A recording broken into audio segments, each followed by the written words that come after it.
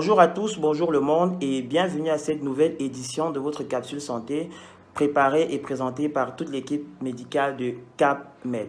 Aujourd'hui, nous avons décidé de vous entretenir sur la toilette intime de la femme, quelques conseils et astuces.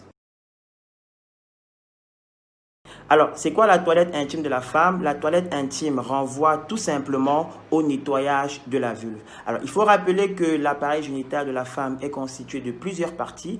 Vous avez celle la plus externe, c'est-à-dire visible à l'œil, qu'on appelle la vulve, elle-même constituée des grandes lèvres, des petites lèvres et du clitoris, et d'autres parties, notamment le vagin, l'utérus, le col de l'utérus, les troncs, tels que vous pouvez le voir sur ce schéma.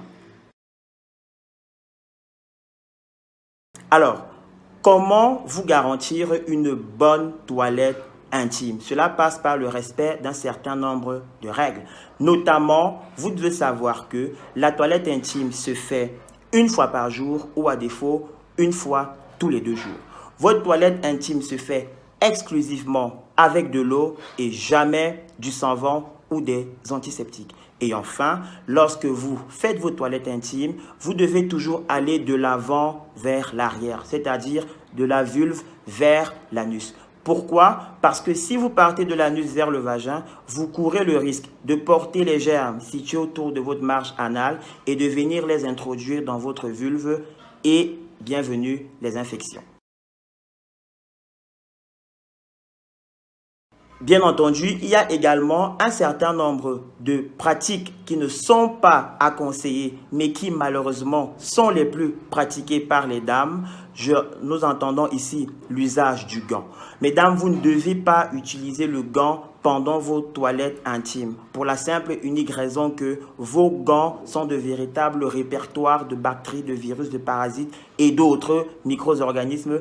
Donc, si vous utilisez le gant pendant votre toilette intime, vous courez le risque d'introduire, n'est-ce pas, des bactéries dans votre vagin et entraîner donc des infections. Ce qu'il est conseillé de faire, c'est de bien laver vos mains avant vos toilettes intimes, faire vos toilettes intimes avec vos mains propres et à la fin, vous relavez les mains après votre toilette intime. Une autre pratique qui est à déconseiller, c'est l'usage des savons et des antiseptiques. Pourquoi? Parce que ces savons et ces antiseptiques viendront détruire la flore bactérienne de votre appareil génital et vous entraîner, n'est-ce pas, des infections à répétition. Autre attitude à proscrire, c'est l'utilisation des désodorisants parce que nous avons remarqué que des femmes qui souffreraient de mauvaises odeurs au niveau de leur appareil génital, après leur toilette intime, se faisaient pulvériser, n'est-ce pas, des désodorisants. Sachez dorénavant que votre vagin ou votre vulve, elles n'ont pas d'odeur. Une fois que votre appareil génital commence à dégager de mauvaises odeurs, cela peut masquer une infection ou une autre affection sous-jacente. Et dans ce cas, vous devez plutôt venir consulter au lieu de masquer vos odeurs avec des désodorisants. Enfin, une autre attitude qui est à proscrire, c'est la toilette intime à répétition. Dans notre contexte, on a l'impression que pour être propre, il faille se laver plusieurs fois. Non, vous ne devez pas laver votre vulve plusieurs fois, mais plutôt une fois par jour ou alors une fois tous les 2 jours. Retenez bien cette phrase, tout ce qui est trop propre devient trop sale.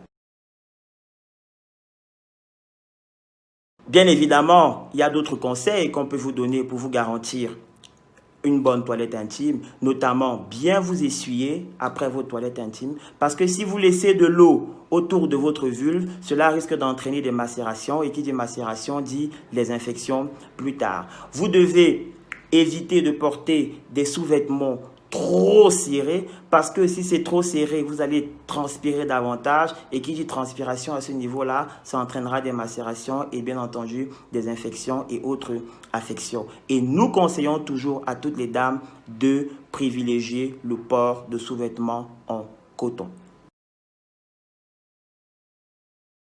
Alors, en ce qui concerne la douche vaginale, il faut d'abord rappeler que la douche vaginale renvoie tout simplement au nettoyage du vagin. Certaines femmes pensent qu'elles doivent laver leur vagin, ce qui est totalement à proscrire. Si vous faisiez la douche vaginale, je vous conseille d'arrêter cela immédiatement. Pourquoi? Tout simplement parce que votre vagin possède son propre système auto-nettoyant.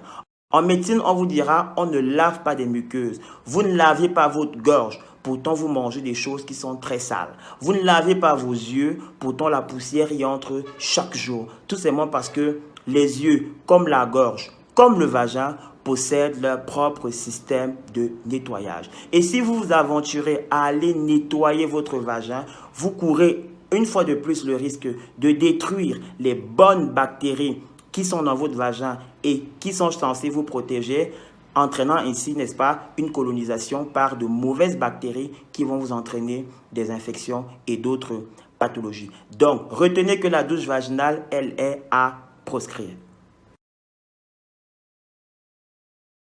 Eh bien, il faut dire que pendant les règles, lorsque la femme saigne, elle voit ses menstruations, il n'y a pas une règle à part, n'est-ce pas, pour la toilette intime. La toilette intime respectera toujours les mêmes règles que celle qui ne voit pas ces règles. Bien entendu, il faudra changer sa garniture toutes les 3 à 4 heures en fonction également de l'affluence, du flux, n'est-ce pas, de vos garnitures. Mais une femme qui saigne, cela ne veut pas dire qu'on va augmenter le nombre de toilettes intimes, encore moins qu'on va faire une douche vaginale. Donc, mesdames et messieurs, chers internautes, voilà un peu la quintessence de notre vidéo d'aujourd'hui. Nous espérons qu'elle vous a plu. N'hésitez pas à la liker et à la partager. Nous restons à votre disposition pour toutes les questions sur notre page Facebook et sur nos contacts WhatsApp. C'était votre doctorant 3.0, Christian André Bichoka. Ciao, ciao, bye bye.